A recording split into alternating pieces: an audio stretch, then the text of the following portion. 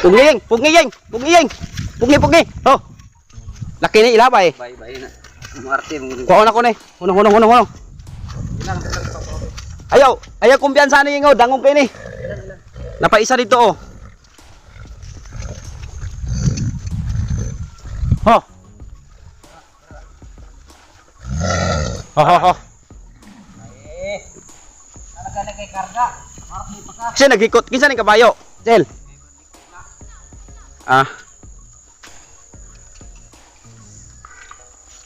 Apit. Andi ka do atog mo kuan sa bahay ba?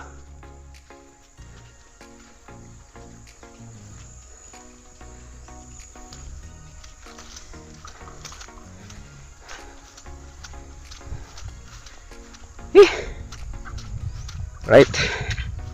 Ang daming kabayo dito guys na pinastol. Kaya nakakatakot no kung may karga ka. Magwala yung kinargahan mo lalo na kung makakita ng ano. Kasi yung kinargahan namin ng saging ay lalaki po yun at saka ito babae po ito. Kaya yun lalaki po yun. At saka ito lalaki. Kaya delikado din.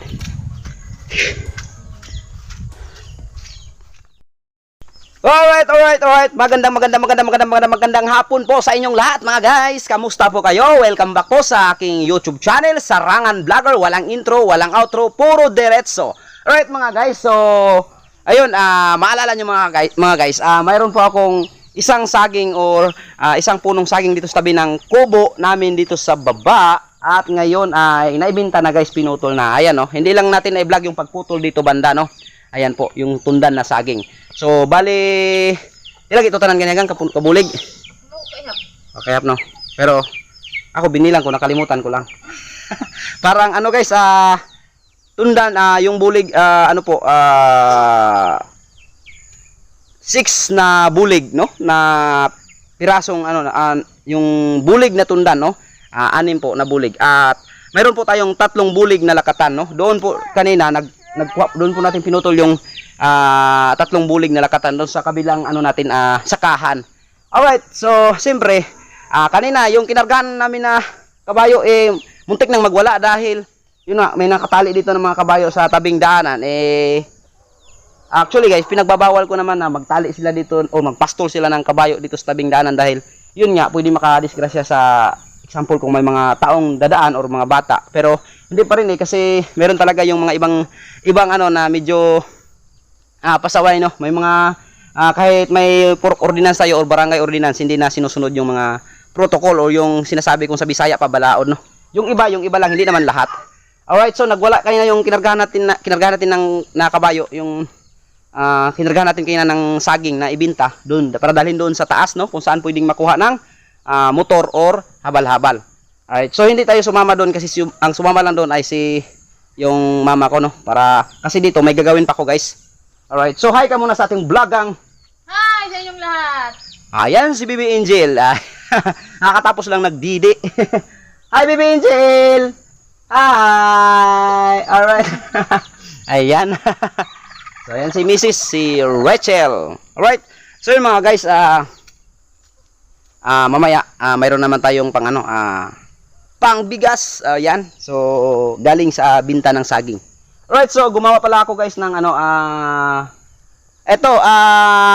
ito yung kahapon dito ako naging busy guys. So ito. Ayan, nakikita nyo po. No, gumawa po tayo ng kulungan ng manok, no? Mayroon na po tayong kulungan ng manok dito kaso hindi pa natapos at tatapusin pa natin to. Kaya hindi ako sumama doon sa taas sa pagbinta ng saging. Si mama lang yung pinasama ko doon dahil ito yung gagawin ko ngayon na hapon. Alright, so yun guys, hindi pa natapos. Bale, 6 po ito na box yung mailagay dito na inahing manok or sisiw or lalaking manok na yun, mga ganito guys. Ayan. So, tatapusin ko ito at dadagdagan ko pa ito guys, no? So, ayan mga guys, siyempre, magpapaalam muna ako sa inyo at siyempre, hindi naman ako mawawala. No, magpapaalam na ako ngayon sa bidyong ito. At soon mo yan mga guys, mayroon pa tayong mga video. Siyempre, andito pa tayo. Magpapaalam lang ako. Ito ngayon, ito na vlog. Kaya hindi ako mawawala, di ba? Para naguluhan kayo mga guys. So ayan mga guys, hanggang dito na lang yung napakasimple kong video, napakasimple kong vlog. Alright, God bless sa inyong lahat. Siyempre kaibigan, kung bago ka pa sa aking channel, huwag mo pong kalimutan na mag-subscribe at i-hit ang notification bell button para lagi kang updated sa mga video ko na akin pang i-upload, no? Sa mga simple kong video, sa mga simple kong vlog dito sa buhay probinsya. Alright mga guys, so bye po sa inyong lahat at mag-ingat po kayo palagi. Naway, ingatan ninyo ang inyong kalusugan. Ang haba-haba ng sinasabi, ang katapusan pa lang, ang sa ending ay magpapaalam lang. Alright? So, bye at God bless at shoutout sa lahat ng mga OFW. Bye!